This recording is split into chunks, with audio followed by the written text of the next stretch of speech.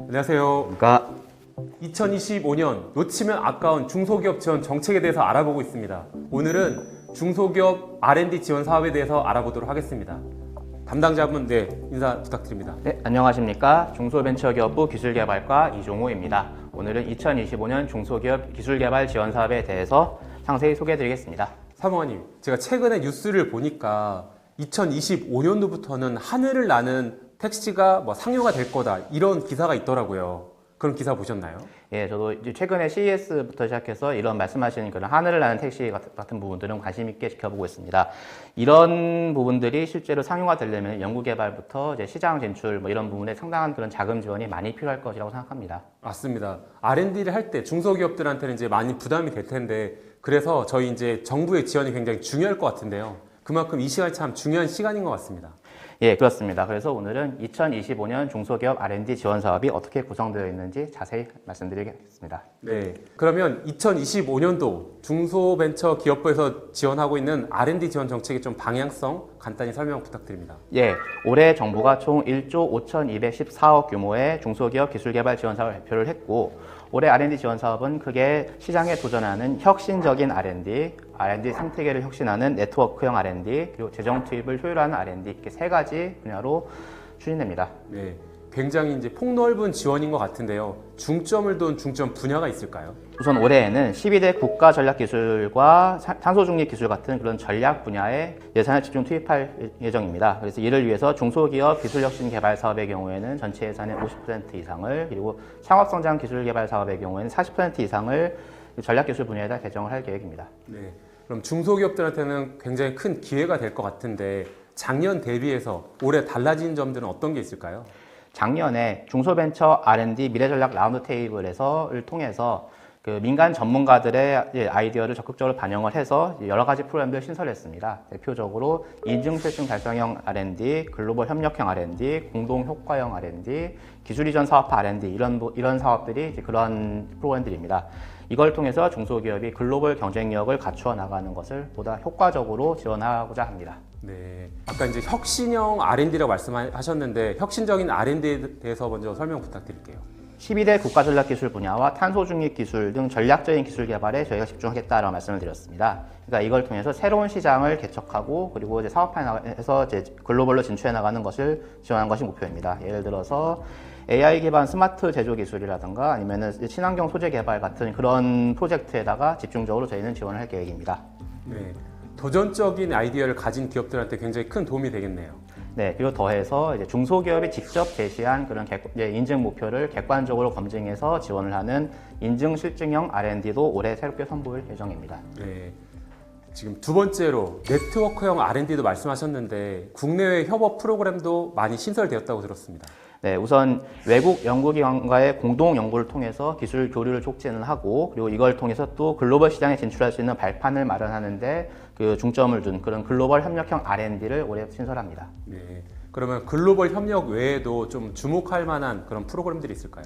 네, 더해서 이제 중소기업이 기술 개발부터 시장 보급까지를 한 번에 원스톱으로 지원할 수 있는 그런 공동 효과형 R&D도 포함되어 있습니다. 이거는 수요 기업에게 필요한 맞춤형 기술을 개발을 하고 이걸 또 적용할 수 있도록 지원하는 그런 프로그램입니다. 네, 그럼 기술 이전도 굉장히 중요한 부분인데요. 이 부분은 어떻게 지원되나요? 예, 기술 이전 사업화 R&D가 바로 말씀하신 그런 지원 프로그램입니다.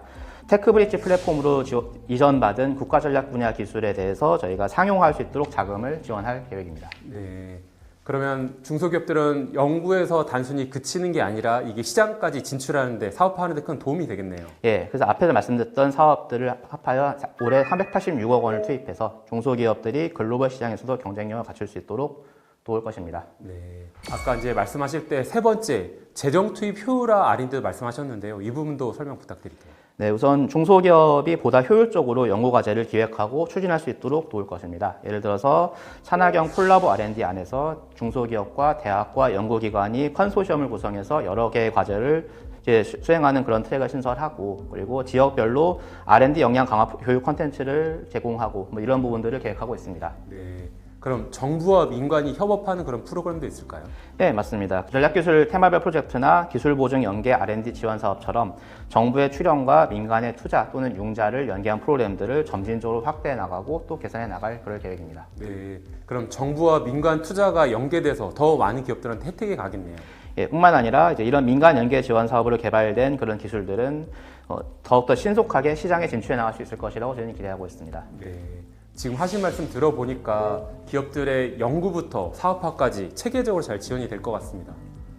네, 그래서 이런 지원 사업들을 통해서 중소기업들이 기술 개발뿐만이 아니라 어쨌든 시장에서도 그런 성공적인 결과를 만들어 나가고 그리고 성장해 나갈 수 있기를 기대하고 있습니다. 네, 말씀해주신 사업들이 각기 좀 다른 특징을 가지고 있지만 더 많은 기업들한테 체계적인 성장을 잘 지원하고 있는 것 같습니다.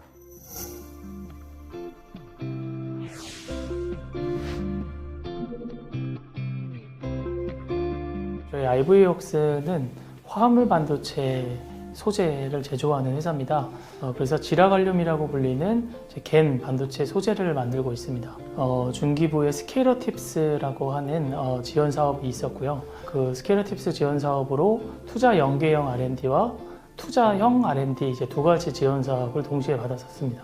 새로운 제품에 대한 수요가 있었고 그 수요를 대응하기 위해서 선제적으로 기술 개발을 해야 되는 상황이었는데 그와 관련된 연구개발 과제로 그 실질적인 그 기술을 개발을 성공적으로 완료했고 이로 인해서 실질적인 사업화까지 지금 진행이 되고 있는 상황입니다.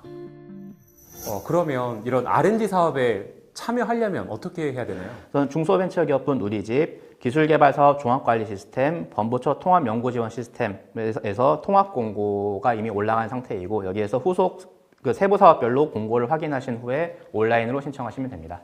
R&D의 지원 정책 방향, 주요 주목할 정책들 이렇게 말씀해 주셨는데 마지막으로 R&D 참여를 준비하시는 기업들에게 한 말씀 부탁드리겠습니다. 네, 혁신은 이제 선택이 아닌 필수입니다. 여러분들의 아이디어가 세상을 바꿀 것이라 믿습니다. 중소벤처기업부는 그러한 여러분들을 적극적으로 지원할 것입니다. 중소기업 R&D 지원 사업 이제 바로 도전하시길 부탁드립니다. 네, 오늘은 2025년 놓치면 아까운 중소기업 정책, R&D 정책에 대해서 알아봤습니다. 중소벤처기업부는 중소벤처기업 여러분의 도전과 성공에 함께 하겠습니다. 이상으로 영상 마치겠습니다. 감사합니다.